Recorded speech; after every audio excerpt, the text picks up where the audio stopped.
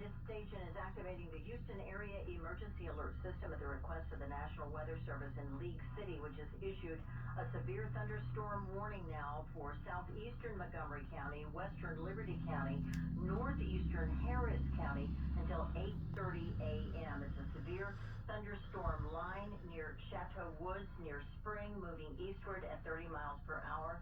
It's carrying quarter-size hail.